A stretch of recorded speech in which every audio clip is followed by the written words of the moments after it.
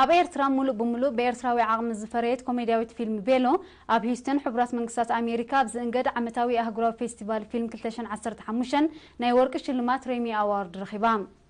ኣብቲ መበል 48 ጊዜ ዝተኻየደ ዓለም ለኻዊ ናይ ፊልም ፌስቲቫል ካብ ዝተሳተፋ ኣስታ 3000 ፊልምታት 43 ፊልምታት ንሽልማት ክበቕዓን ከለዋ ብደራሲ ስምዖን ሓጎስን ዳይሬክተር ዳንኤል ተስፋማርያም ሜዙራን ዝፈረየትን ብቋንቋ እንግሊዝ ዝተተርጎመትን ኮሜድያዊት ፊልም ቬሎ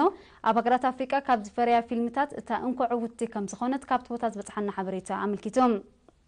እታ ፊልም ኣቐዲማ ብኮሚቴ ደረጃታት ፊልም ኤርትራ ዝተገምገመትሉ እውን እታ ናይ መጀመርያ በዓልቲ ክልተን ፈረቓን ኮኸብ ክትከውን ዝበቕዓት ምዃና ዝረኸብናዮ ሓበሬታ ኣነፂሮም